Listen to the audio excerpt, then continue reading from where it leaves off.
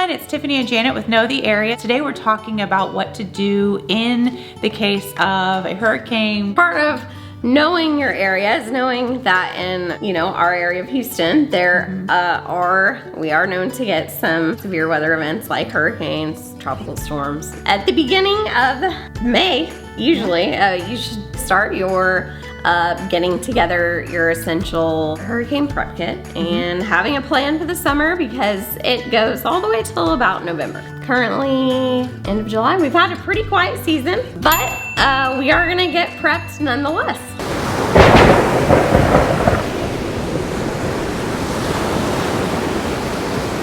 We're talking about some things that you can go ahead, buy, and just kind of leave aside in the case of a storm just popping up. Water's always a good thing. Get lots of water because if it floods, if it rains, if anything happens with the water system, you don't want to be drinking water out of your faucet.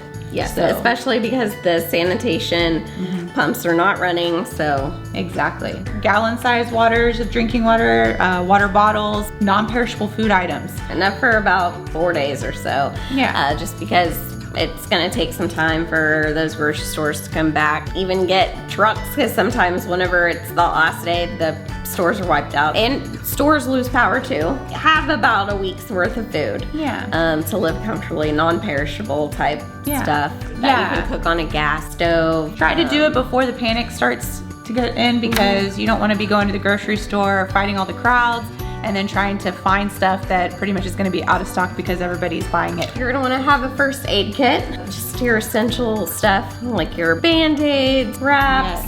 Also fill any prescriptions that you're going to need for the next 3 weeks off. So, mosquitoes. You're going to have a lot of moisture in the air. You're going to have a lot of mosquitoes. You're spending a lot of time outside probably because it's going to be hot in your house. So.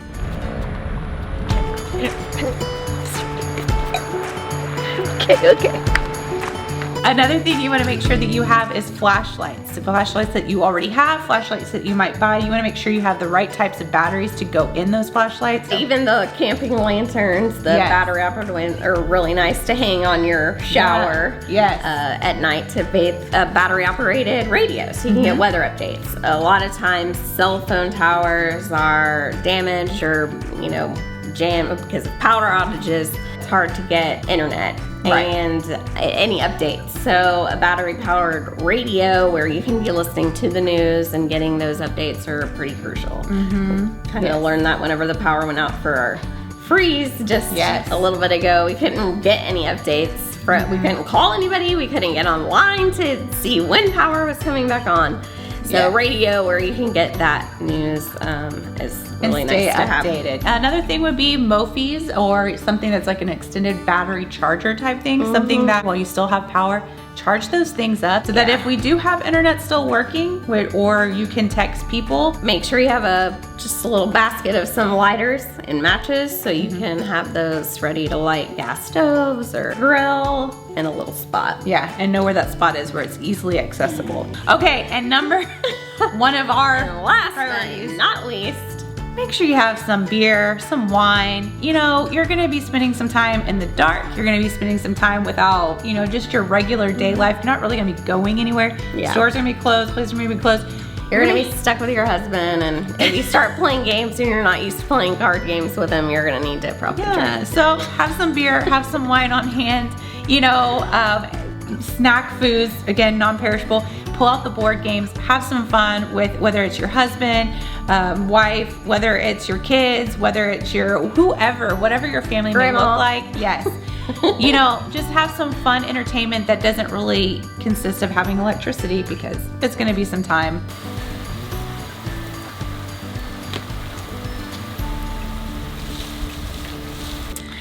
Moving into what we're gonna do in the case of a hurricane actually here. What do we need to do to get ready? Cover your windows. Make sure to cover your windows. Anything, and really in particular, the room that you have chosen to stay in. So whether that interior room is, if there are exposed windows, you're gonna want to plywood those up. To mitigate any potential flying objects into the window.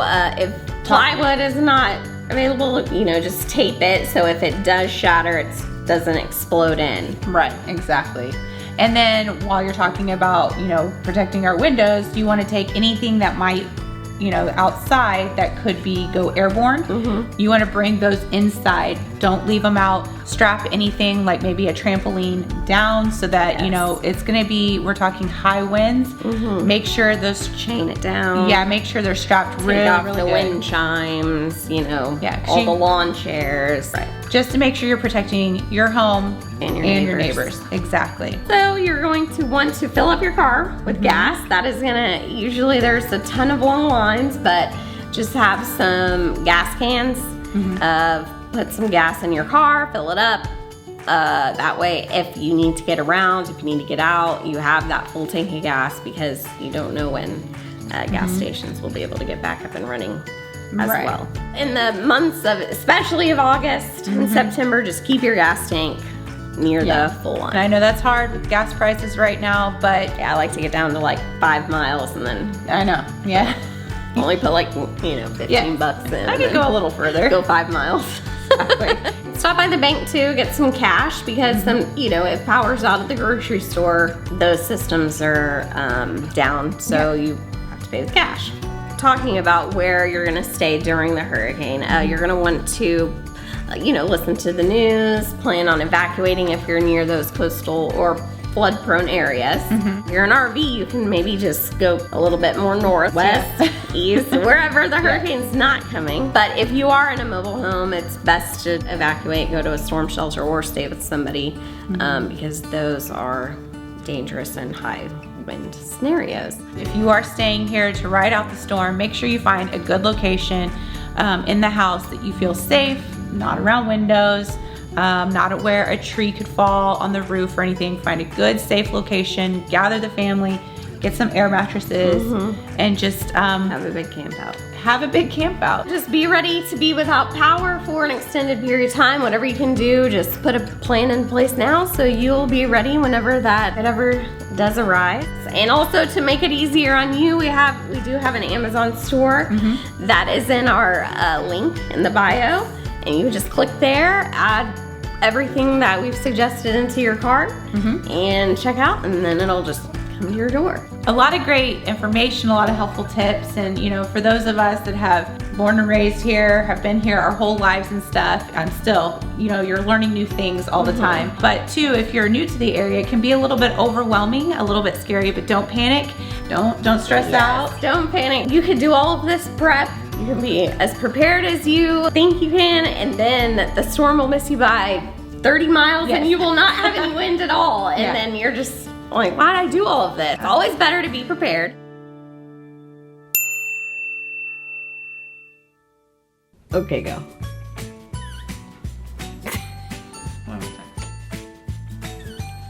What face am I supposed to do?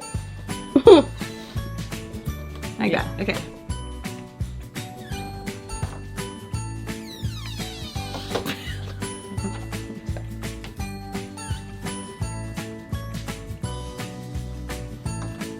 Oops, sorry, Brie. Oh my goodness, hold on.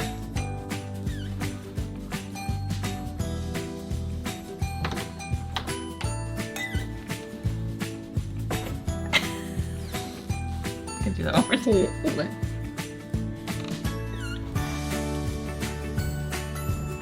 All right.